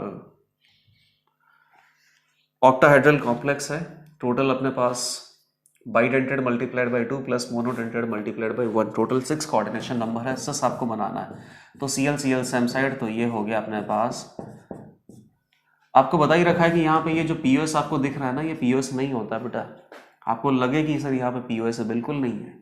ये अपने पास प्लेन में है तो ये प्लेन के नीचे है, तो प्लेन के नीचे अगर AA वाला पार्ट आ रहा है तो उधर प्लेन के नीचे AA वाला पार्ट नहीं आ रहा है, यहाँ पे कोई POS प्रेजेंट नहीं है, POS प्रेजेंट नहीं है तो ऑप्टिकली एक्टिव होगा। तो 17th का जो फर्स्ट है यही आंसर हो गया। बाकी सेकंड ट्रांस वाला है बेटा, तो ये जो ट्रांस है अब ये जो दोनों लिगेंड अपने पास ये प्लेन में है, आप ऐसे प्लेन से ही उड़ा दो तो ऊपर आधा आधा नीचे, Cl कंप्लीट ऊपर कंप्लीट नीचे, तो एग्जैक्टली इक्वल हाफ मिल रहे हैं। प्लेन ऑफ सिमेट्री यहाँ पे प्रेजेंट है तो ऑप्टिकली इनएक्टिव होगा, सेकंड आंसर नहीं होगा। और third FeNH2 NH3 whole twice Cl4, इसका ये अपने पास एग्जाम्पल हो गया MA4B2 का। B और B सिस में हो सकता है, मतलब कि 90 पे हो सकता है, और ट्रांस मतलब 180 पे हो सकता है। टोटल 2 ज्योमेट्रिकल पॉसिबिलिटी है, दोनों ज्योमेट्रिकल पॉसिबिलिटी बना के देख लेना। MA4B2 में कोई भी ज्योमेट्रिकल पॉसिबिलिटी में ऑप्टिकल आइसोमेरिज्म नहीं होता है। तो आंसर कौन सा हो गया बेटा? फर्स्ट, 17th का फर्स्ट। 18th पे आ जाओ। EMF of electrolytical cell does not depend upon, ठीक है, कोई भी अपने पास इलेक्ट्रोलिटिकल सेल दे रखा है और इसके EMF के बारे में आपको बताना है कि ये जो EMF है ये कौन कौन सी चीजों पे डिपेंड करता है, कौन कौन सी चीजों पे डिपेंडेंट नहीं है। तो ये बहुत अच्छा क्वेश्चन है, थ्योरेटिकल है। बताइए सेल के EMF का क्या फॉर्मूला आता है? E is equal to E naught cell minus RT by NF ln Q, ठीक है। और साथ ही साथ आपको यह भी पता है कि जो EMF है किसी भी पर्टिकुलर सेल का ये इंटेंसिव प्रॉपर्टी है। तो इंटेंसिव प्रॉपर्टी है तो बेटा ये अमाउंट ऑफ सब्सटेंस पे तो डिपेंडेंट नहीं है। अमाउंट ऑफ सब्सटेंस, जैसे कि इलेक्ट्रोलिटिकल सेल में आपने 1 लीटर सॉल्यूशन लिया है या 2 लीटर सॉल्यूशन लिया है या 10 लीटर सॉल्यूशन लिया है, अमाउंट ऑफ सब्सटेंस पे डिपेंडेंट नहीं है। लेकिन अगर मान लीजिए कि आपने 1 लीटर सॉल्यूशन लिया है जिसमें इलेक्ट्रोलाइट की कॉन्सेंट्रेशन है 1 मोलर, और वापस से आपने क्या किया कि दूसरा सॉल्यूशन ले लिया जिसमें इलेक्ट्रोलाइट की कॉन्सेंट्रेशन है 2 मोलर, तो यहाँ पे आपने ये नहीं किया है कि अमाउंट को डिस्टर्ब किया, अमाउंट आपने सेम रखा है लेकिन सॉल्यूशन ही चेंज कर दिया। एक 1 मोलर सॉल्यूशन था, दूसरा 2 मोलर सॉल्यूशन था, तो इस केस में तो EMF डिस्टर्ब होगा, क्योंकि ये जो आप इस तरीके से सिचुएशन को ही डिस्टर्ब कर रहे हो। कोई अपने पास जो सिस्टम है वो सिस्टम को बड़ा या छोटा नहीं कर रहा है, सिस्टम की प्रॉपर्टीज ही चेंज कर रहा है। तो सिस्टम की प्रॉपर्टीज अगर चेंज होंगी तो EMF तो डिस्टर्ब होगा। लेकिन अगर 1 लीटर सॉल्यूशन है 1 मोलर वाला और 10 लीटर सॉल्यूशन है वो भी 1 मोलर वाला, तो 1 मोलर सिस्टम की प्रॉपर्टीज मैंने सेम रखी है, बस सिस्टम को पहले 1 लीटर सॉल्यूशन था, अब मैंने 10 लीटर सॉल्यूशन कर दिया। तो सिस्टम को कम या ज़्यादा करने से जो प्रॉपर्टीज चेंज नहीं होती है उनको क्या बोलते हैं? इंटेंसिव प्रॉपर्टी, और EMF अपने पास इंटेंसिव प्रॉपर्टी ही होता है। आइडेंटिफाई करना है कि इलेक्ट्रोलिटिकल सेल का जो EMF है कौन सी प्रॉपर्टीज से चेंज नहीं होता है और कौन सी प्रॉपर्टीज से चेंज होता है। Valency of reacting material used in the cell, तो वैलेंसी पे तो डिपेंडेंट है बेटा ये, क्योंकि वैलेंसी अगर अपने पास चेंज हो जाएगी तो आयंस ही चेंज हो जाएंगे। आयंस चेंज होने से उनका जो स्टैंडर्ड रिडक्शन पोटेंशियल है या स्टैंडर्ड ऑक्सीडेशन पोटेंशियल है वो भी चेंज होगा, और इंडिविजुअल इलेक्ट्रोड का स्टैंडर्ड इलेक्ट्रोड पोटेंशियल अगर चेंज होगा तो E नॉट सेल भी चेंज हो जाएगा। Concentration of metal ion present in the electrolytical solution, इस पर भी डिपेंडेंट होता है। कॉन्सेंट्रेशन ऑफ इलेक्ट्रोलिटिकल सॉल्यूशन अगर वो चेंज होगी तो रिएक्शन कोएफिशिएंट Q की वैल्यू चेंज होगी और EMF ऑफ सेल चेंज हो जाएगा। क्वांटिटी ऑफ इलेक्ट्रोलाइट, इससे डिस्टर्ब नहीं होगा। इलेक्ट्रोलाइट अगर आपने सेम रखा है, सेम कॉन्सेंट्रेशन रखी है, बस इलेक्ट्रोलाइट 1 लीटर से 10 लीटर कर दिया, क्वांटिटी चेंज कर दी तो क्वांटिटी से कोई डिस्टर्बेंस नहीं है। इसमें देख लो कहीं पे कोई भी क्वांटिटी की टर्म नहीं होती है। तो थर्ड आंसर हो गया। और टेम्परेचर ऑफ इलेक्ट्रोलिटिकल सेल उस पर डिपेंडेंट होता ही है। टेम्परेचर एक तरीके से सिस्टम का प्रॉपर्टी है, सिस्टम की प्रॉपर्टी को अगर आप चेंज करोगे तो जो इंटेंसिव प्रॉपर्टीज होती है वो भी चेंज होंगी, क्योंकि उस तरीके से इंटेंसिव प्रॉपर्टी का जो डेफिनेशन है वो नहीं होता है। इंटेंसिव प्रॉपर्टी का मतलब क्या होता है? सिस्टम की ऐसी प्रॉपर्टीज जो सिस्टम के मास पे डिपेंडेंट नहीं है या साइज ऑफ सैंपल पे डिपेंडेंट नहीं है। क्वेश्चन नंबर 18 का आंसर हो गया थर्ड, कि इलेक्ट्रोलिटिकल सॉल्यूशन की जो क्वांटिटी है अगर वो कम ज़्यादा करोगे तो उस वजह से जो भी अपने पास इलेक्ट्रोलिटिकल सेल का EMF है वो डिस्टर्ब नहीं होगा। बाकी टेम्परेचर चेंज किया, कॉन्सेंट्रेशन चेंज किया, या वैलेंसी ऑफ रिएक्टिंग आयंस अगर आपने चेंज कर दिया, उन तीनों केसेस में EMF डिस्टर्ब होने वाला है।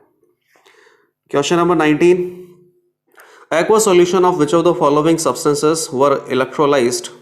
Aqueous solution of the following substances were electrolyzed using inert electrode, in which case pH of the solution does not change. तो pH कहाँ पे चेंज नहीं होगा? जैसे मान लो कि किसी भी aqueous solution of electrolyte का आप इलेक्ट्रोलाइसिस कर रहे हो तो कैथोड और एनोड पे कुछ पर्टिकुलर रिएक्शंस होती हैं। मान लीजिए कि अल्टीमेट रिएक्शन में कहीं पे अगर H+ प्रोड्यूस हो रहा है तो pH क्या हो सकता है? कम हो सकता है, सॉल्यूशन एसिडिक हो जाएगा। अल्टीमेट रिएक्शन में अगर OH माइनस प्रोड्यूस हो रहा है तो बेसिक सॉल्यूशन हो जाएगा तो pH ज़्यादा हो जाएगा। और अगर मान लीजिए कि जो भी अपने पास अल्टीमेट रिएक्शन आ रही है कैथोड प्लस एनोड को मिला के, उसमें अगर कहीं पे H प्लस या OH माइनस प्रोड्यूस नहीं हो रहा है तो उस सॉल्यूशन का जो pH है थ्रू आउट इलेक्ट्रोलाइसिस वो कांस्टेंट होगा। तो यही आपको देखना है बेटा। AgNO3 है बेटा, Ag plus NO3 minus water water, ये फर्स्ट केस। Ag प्लस, चलो बेटा यहाँ पे कहीं वाटर आता है, स्टैंडर्ड रिडक्शन पोटेंशियल की सीरीज है, इधर कहीं जाके Ag प्लस आता है। Ag प्लस का स्टैंडर्ड रिडक्शन पोटेंशियल क्या है, ज़्यादा है, तो Ag प्लस रिड्यूस होगा, वाटर रिड्यूस नहीं होगा। NO3 माइनस में नाइट्रोजन ऑलरेडी +5 में है, ये ऑक्सीडाइज नहीं होगा। रिडक्शन कहाँ पे होता है, कैथोड पे, ऑक्सीडाइज कहाँ पे होता है, एनोड पे। तो NO3 माइनस का कोई ऑक्सीडेशन नहीं होगा, ये इलेक्ट्रॉन डोनेट नहीं करेगा, ये इलेक्ट्रॉन डोनेट करेगा। तो जब ये इलेक्ट्रॉन डोनेट करेगा तो क्या होगा बेटा, O2 plus 4H plus 4 electron, H plus ion यहाँ पे जनरेट हो जाएंगे इलेक्ट्रोलिटिकल सॉल्यूशन में। तो सॉल्यूशन का जो pH है वो डिस्टर्ब होगा, pH बेसिकली रिड्यूस होगा क्योंकि एसिडिक सॉल्यूशन बन जाएगा। तो फर्स्ट वाला आंसर नहीं है, सेकंड। CuSO4 एक्वस, तो Cu2 प्लस सल्फेट आयन और एक्वस है तो पानी का ऑक्सीडेशन और रिडक्शन दोनों हो सकता है। इधर रिडक्शन देखना है, इधर ऑक्सीडेशन देखना है। Cu2 प्लस इलेक्ट्रॉन गेन कर सकता है, वाटर इलेक्ट्रॉन गेन कर सकता है। वाटर स्टैंडर्ड रिडक्शन पोटेंशियल की सीरीज में यहाँ पे आता है, इधर जाओगे तो कहीं Cu2 प्लस आता है। तो Cu2 प्लस का स्टैंडर्ड रिडक्शन पोटेंशियल ज़्यादा है तो ये इलेक्ट्रॉन गेन करेगा, ये नहीं करेगा। जब ये इलेक्ट्रॉन गेन करेगा तो क्या बनेगा, कॉपर सॉलिड, क्योंकि वाटर के ही रिडक्शन ऑक्सीडेशन से H प्लस या OH माइनस प्रोड्यूस होता है। तो यहाँ पे अगर रिएक्शन हुआ तब जाके यहाँ पे सॉल्यूशन का pH डिस्टर्ब हो सकता है। अभी तक तो कोई दिक्कत नहीं है। सल्फेट आयन में सल्फर ऑलरेडी +6 में है तो इसका +7 या +8 में तो जा नहीं सकता इलेक्ट्रॉन देकर ऑक्सीडाइज होकर।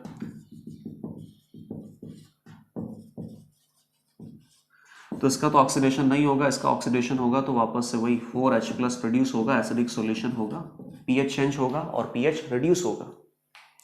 थर्ड क्या है, डाइल्यूट NaCl। डाइल्यूट है बेटा, ये अब अच्छी बात हो गई।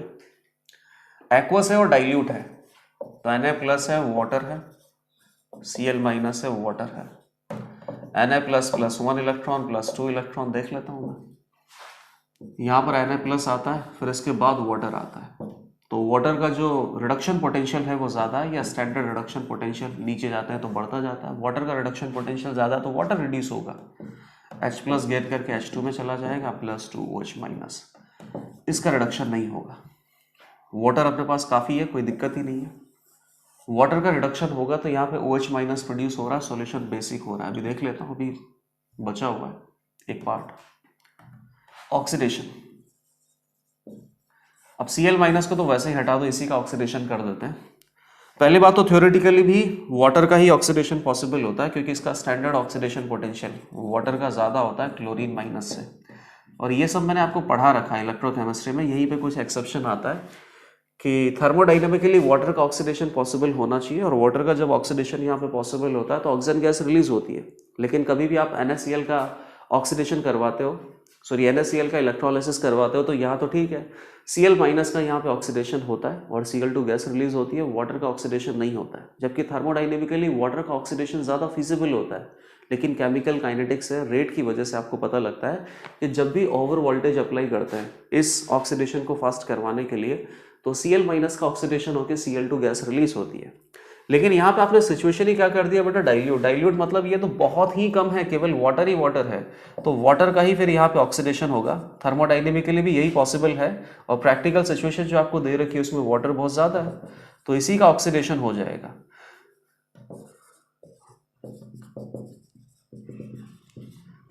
तो क्या हो रहा बेटा, वाटर का ही रिडक्शन हो गया, वाटर का ही ऑक्सीडेशन हो गया। ऑक्सीडेशन और रिडक्शन से जितना H प्लस और OH माइनस क्रिएट होगा वो दोनों एक दूसरे को कैंसिल आउट करेंगे, क्योंकि ऑक्सीडेशन में जितने इलेक्ट्रॉन रिलीज होंगे वही इलेक्ट्रॉन बेसिकली यहाँ पहुँचेंगे। तो वाटर का उतना ही ऑक्सीडेशन उतना ही रिडक्शन होगा, H प्लस और OH माइनस इक्वली जनरेट होगा, तो pH डिस्टर्ब नहीं होगा।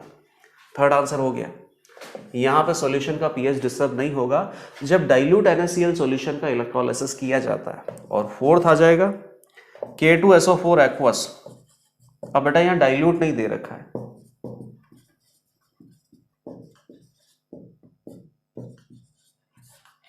K प्लस इधर आता है, K प्लस सोडियम से भी ऊपर, तो वाटर का रिडक्शन होगा बेटा, K प्लस का रिडक्शन नहीं होगा, जो नीचे आता है उसका रिडक्शन होगा। वाटर का रिडक्शन होगा तो OH माइनस, बेसिक सॉल्यूशन बन जाएगा। सल्फेट आयन और वाटर में वाटर का ही क्या होगा बेटा, थर्मोडाइनमिकली यही ज़्यादा पॉसिबल है, वाटर का ही ऑक्सीडेशन होगा, और वाटर का ऑक्सीडेशन होगा तो क्या प्रोड्यूस होगा, H प्लस। ये तो बहुत बात की कहानी है, लेकिन सल्फेट आयन यहाँ पे आपको दे रखा है, एक्वस सॉल्यूशन है और डाइल्यूट है, ये मेंशन नहीं कर रखा है, इसका मतलब सल्फेट आयन बहुत ज़्यादा है। तो सल्फेट आयन का जो यहाँ पे ऑक्सीडेशन होगा, सल्फेट आयन का जब ऑक्सीडेशन होता है तो ये पॉसिबिलिटी भी है और ये पॉसिबिलिटी भी है, पीएच तो डिस्टर्ब होगा। जब सल्फेट आयन का ऑक्सीडेशन होता है H2OH 2 माइनस बनता है +2 इलेक्ट्रॉन, तो H2OH 2 माइनस H प्लस को एक्सेप्ट करके क्या बना लेगा, H2SO8, मतलब कि मार्शल्स एसिड का फॉर्मेशन ये कर लेता है। तो कुछ पर्टिकुलर अमाउंट ऑफ इलेक्ट्रिसिटी यहाँ पे यूज़ होगा, उसके बाद पर्टिकुलर अमाउंट ऑफ इलेक्ट्रिसिटी यहाँ पे यूज़ होगा, तो H प्लस और OH माइनस जो यहाँ से प्रोड्यूस होगा इक्वल अमाउंट में प्रोड्यूस नहीं होगा, तो यहाँ पे पीएच डिस्टर्ब होने वाला है। लेकिन डाइल्यूट NaCl का अगर इलेक्ट्रोलाइसिस करोगे तो फिर वहाँ पे पीएच डिस्टर्ब नहीं होगा। क्वेश्चन नंबर 20 पे आ जाते हैं।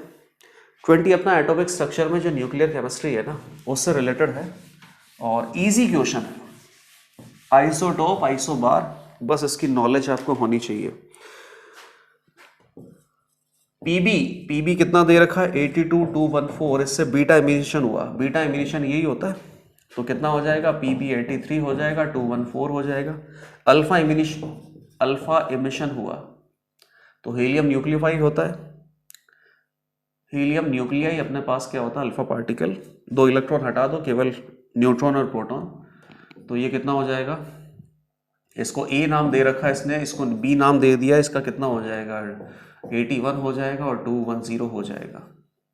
फिर वापस से बीटा इमिशन, तो ये 82 हो जाएगा, वापस से 210 है, और फिर अल्फा इमिशन, तो ये हो जाएगा 80 और 210 में से 206 हो जाएगा ये, ठीक है।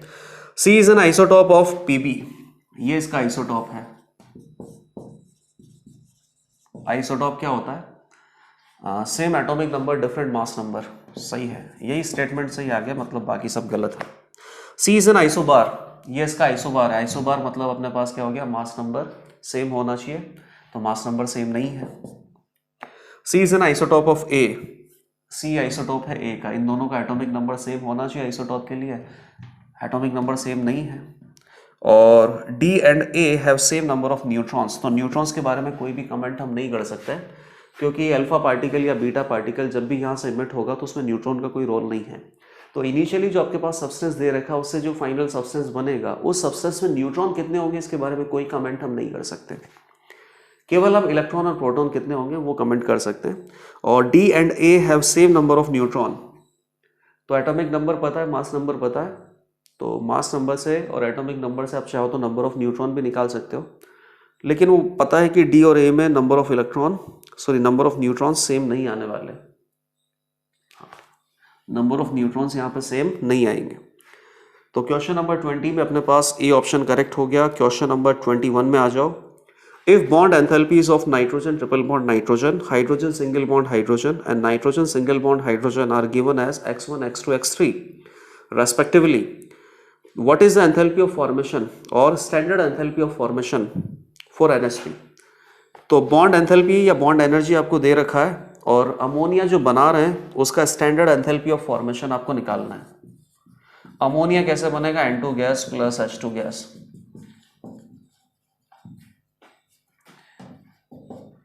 हाफ लगा दो, यहाँ पर 3/2 लगा दो। चलो बताओ, इसका बॉन्ड एनर्जी x1 है, इसका x2 है और इसका x3 है। तो स्टैंडर्ड स्टेट पे enthalpy change of formation of ammonia that will be equal to bond energy of reactant minus bond energy of product. सभी गैसियस स्टेट में है तो किसी को सब्लिमेट करने की जरूरत तो नहीं पड़ेगी, केवल गैसियस स्टेट में आपको बॉन्ड ब्रेक करना है। तो x1 डिवाइडेड बाई 2 इतना एनर्जी देना पड़ेगा, x2 मल्टीप्लाइड बाई 3/2 इतना एनर्जी देना पड़ेगा, और यहाँ से कितना एनर्जी रिलीज होगा, टोटल 3 बॉन्ड है नाइट्रोजन हाइड्रोजन के, 3 multiplied by x3। Option number second is correct answer. Question number 22 पे आ जाओ। Low concentration of oxygen in blood and tissue of the people living at high altitude is due to.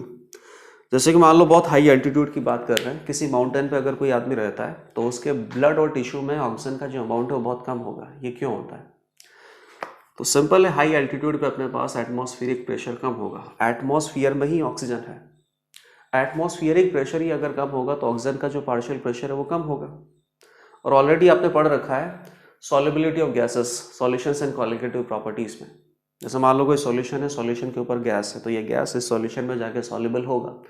कितना ज़्यादा soluble होगा, जितना ज़्यादा इसका पार्शियल प्रेशर कम होगा। गैस ही कम होगा तो सॉल्युबिलिटी भी कम होगा। सॉल्युबल कहाँ होना है? ब्लड में। लेकिन पार्शियल प्रेशर अपने पास ऑक्सीजन गैस का बहुत कम है, तो ब्लड में जो ऑक्सीजन गैस की सॉल्युबिलिटी है वो भी कम हो जाएगी। तो आंसर क्या हो जाएगा? Low atmospheric pressure. Atmospheric pressure कम होगा तो ऑक्सीजन गैस का पार्शियल प्रेशर कम होगा। ऑक्सीजन गैस ही अगर कम होगा तो ब्लड में सॉल्युबल भी वो कम ही होगा। Question number 23, a certain buffer solution contains equal concentration of Cn minus and HCN. Kb of Cn minus is 10 raised to power minus 10, then the pH of the buffer solution is Cn minus और HCN। तो HCN अपने पास क्या हो गया? Weak acid, और Cn minus क्या हो गया? इसी वीक एसिड का सॉल्ट। तो weak acid plus weak acid salt और weak base plus weak base salt, यहां से बफर सॉल्यूशन तो बनता ही है। इसका मतलब जो क्वेश्चन में दे रखा है उससे बफर सॉल्यूशन तो बन सकता है, कोई दिक्कत नहीं है। वीक एसिड और इसी वीक एसिड का सॉल्ट। तो वीक एसिड का सॉल्ट आपको स्ट्रॉन्ग बेस के साथ बनाना होता है। जैसे मान लो कि HCN प्लस NaOH, तो सॉल्ट अपने पास क्या हो जाएगा? NaCN plus H2। तो आपको HCN प्लस NaCN भी दिया जा सकता था, लेकिन उससे कोई फर्क ही नहीं पड़ता। Na प्लस का कोई रोल नहीं होता है, इसी आयन का रोल होता है जिसका हाइड्रोलाइसिस हो सकता है। तो HCN प्लस Cn माइनस भी अगर आपको दे दिया है तो वो बेसिकली HCN प्लस NaCN ही है, और यहीं से आपको आंसर निकालना है। ये बफर सॉल्यूशन आपको दे रखा है। बताइए बफर सॉल्यूशन का जो pH है वो कितना आता है? Week acid plus weak acid salt, acidic buffer है। एसिडिक बफर में pH का फॉर्मूला आता है pKa plus log salt by acid. तो सॉल्ट में किसकी कंसंट्रेशन होती है? उसी आयन की कंसंट्रेशन होती है जो आपको वीक एसिड से मिलता है। मतलब सॉल्ट मतलब आपको Cn माइनस कंसिडर करना है। Na प्लस से वैसे भी कोई मतलब होता नहीं है, लिखते अपन सॉल्ट है, लेकिन सॉल्ट में उसी आयन से आपको मतलब होता है जो वीक एसिड या वीक बेस से आता है। Kb ऑफ Cn माइनस, अब यहां पे pKa HCN का डिसोसिएशन कांस्टेंट है। वीक एसिड के डिसोसिएशन कांस्टेंट को आप क्या बोलते हो? K से आप क्या निकाल सकते हो? Pk। लेकिन आपको HCN का K नहीं दे रखा है, इनफैक्ट आपको Cn माइनस का Kb दे रखा है। तो कोई बड़ी बात नहीं बेटा, जो अपने पास एसिड होता है, इसी एसिड का अगर आप कॉन्जुगेट बेस लोगे ना, एसिड का अगर आपको K पता है तो इसी के कॉन्जुगेट बेस का Kb भी आपको पता होता है। ये फिक्स होता है बेटा, ये सब आपने पढ़ रखा है। प्रॉपर्टीज ऑफ वाटर के बाद ये एक डेरिवेशन आप करते हो कि कोई भी वीक एसिड अगर आपको दे रखा है, वीक एसिड का K अगर गिवन है, तो उसी वीक एसिड के जो कॉन्जुगेट बेस होगा उसका Kb भी आप पता लगा सकते हो। कैसे आता है बेटा? K into Kb that is equal to Kw। तो Cn माइनस का अगर आपको Pkb दे रखा है तो आपको HCN का pKa पता चल जाएगा। Cn माइनस का Kb आपके पास कितना है? 10 raised to power minus 10। तो HCN का Ka कितना हो जाएगा? 10 raised to power minus 4 हो जाएगा। तो HCN का pKa कितना हो जाएगा? Minus log of K which is equal to minus log of 10 raised to power minus 4 which is equal to 4। अब वैल्यूज पुट कर लो। pH इज इक्वल टू कितना हो गया? 4 plus log salt by acid. Salt मतलब Cn minus का concentration. आगे देखो, इक्वल कॉन्सेंट्रेशन है तो log 1 कितना हो जाएगा? 0। तो pH of the solution, pH of this acidic buffer solution is what? 4। Question number 24, pH of water is 7 at 25 degree centigrade. Water अपने पास न्यूट्रल होता है, न्यूट्रल जो सॉल्यूशन है अपने पास पानी का, उसका pH 7 आता है। तो सबसे पहले तो आप ये देखो कि pH 7 कैसे आता है। वाटर का सेल्फ डिसोसिएशन होता है, प्योर वाटर है, वाटर का सेल्फ डिसोसिएशन होता है, और 25 डिग्री सेंटीग्रेड पे इसका इतना डिसोसिएशन होता है जिसके रेस्पेक्ट में H प्लस और OH माइनस की जो कॉन्सेंट्रेशन है वो कितनी आती है? 10 raised to power minus 7 molar. और H प्लस अगर अपने पास 10 raised to power minus 7 molar है तो pH कितना होता है minus log of H plus which is equal to minus log of 10⁻⁻7 which is equal to 7। तो 25 डिग्री सेंटीग्रेड पे न्यूट्रल वाटर या प्योर वाटर का जो pH है वो कितना होता है 7 होता है, pH भी कितना होता है 7 होता है। ये 10⁻⁻7 मोलर 10⁻⁻7 मोलर कहां से आता है, कहां से आता है बताओ। 25 डिग्री सेंटीग्रेड पे वाटर का सेल्फ डिसोसिएशन कांस्टेंट जो है ना, जिसको क्या बोलते हैं आयनिक प्रोडक्ट ऑफ वाटर, वो कितना होता है 10⁻⁻14 होता है। कैसे डिफाइन करते हैं, H plus into OH minus की कॉन्सेंट्रेशन। अब खुद आप बताओ, लेट अस से किसकी कॉन्सेंट्रेशन कुछ भी है, टाइम t इक्वल टू 0 और time t equal to t, that means equilibrium पे, और टेम्परेचर आपने कितना मेंटेन कर रखा है 25 डिग्री सेंटीग्रेड। इसमें से यहाँ से कुछ डिसोशिएट होगा, C में से C अल्फा जाएगा तो ये कितना बनेगा बेटा C अल्फा। बेसिकली दोनों इक्वल बनेंगे। लेट अस से कि X बनेगा तो X into x H plus concentration raised to power 1 multiplied by OH minus concentration raised to power 1, ये अपने पास कितना आ जाएगा KW की वैल्यू 25 डिग्री सेंटीग्रेड पे वाटर के लिए 10⁻⁻14 होती है। KW एक टाइप का इक्विलिब्रियम कांस्टेंट होता है और इक्विलिब्रियम कांस्टेंट की जो वैल्यू है वो केवल टेम्परेचर डिपेंडेंट होती है। टेम्परेचर चेंज नहीं करोगे KW का वैल्यू चेंज नहीं होगा, और KW 10⁻⁻14 है तो यहीं से X अपने पास कितना आता है 10⁻⁻7। X is equal to what, H plus ion concentration और OH माइनस आयन कॉन्सेंट्रेशन।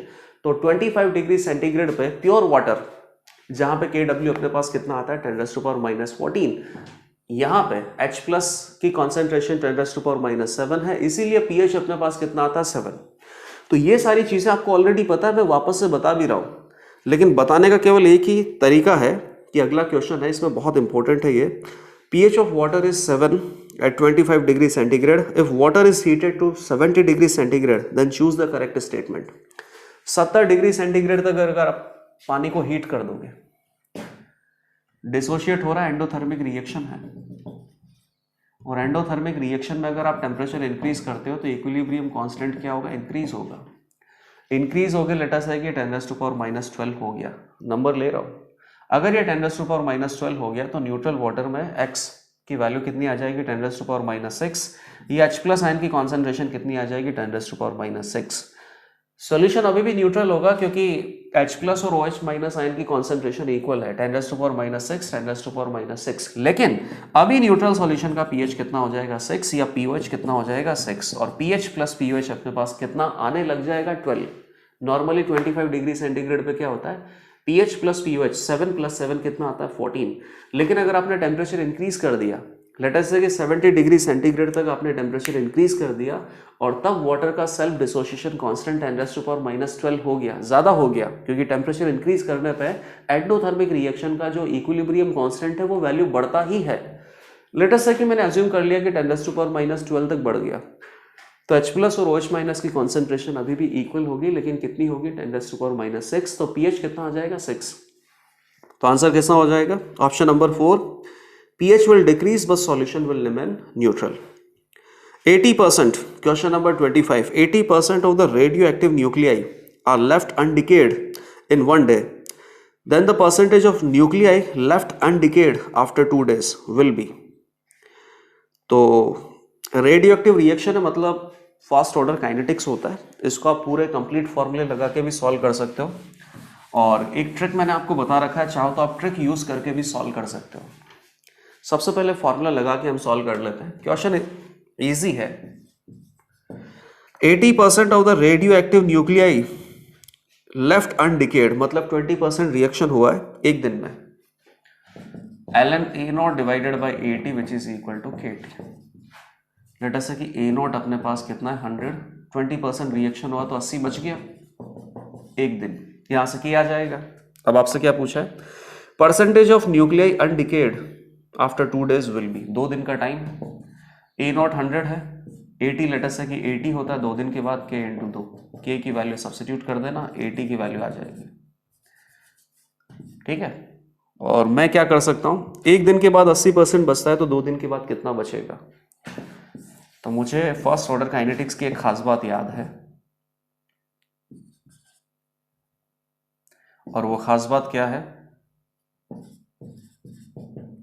80 बचता है ना एक दिन के बाद, तो 2 दिन के बाद कितना बचेगा? वो खास बात क्या है कि इक्वल टाइम पीरियड के इंटरवल में इक्वल परसेंटेज में रिडक्शन होता है, तो वो फर्स्ट ऑर्डर काइनेटिक्स है। तो एक दिन में 100 से कितना हो गया 80, 20% रिडक्शन है, क्योंकि 20 वैल्यू में रिड्यूस हुआ है and 20 with respect to 100 is 20%। तो आगे भी क्या करना है, 20% रिडक्शन करना है अगले एक दिन के टाइम इंटरवल में। तो 80 का 20% कितना होता है 16, तो 16% मतलब सॉरी 80 का 20% कितना होता है 16, तो 16 वैल्यू में रिडक्शन हो जाएगा। और यहाँ पे अब इसका जो न्यूक्लियाई होगा, रेडियो एक्टिव सब्सटेंस का जो न्यूक्लियाई होगा वो कितना लेफ्ट होगा 64%। तो आंसर कितना हो जाएगा ऑप्शन नंबर 3 64%। तो ये हमने ART 3 का जो पेपर 1 है ये कंप्लीटली डिस्कस कर लिया है।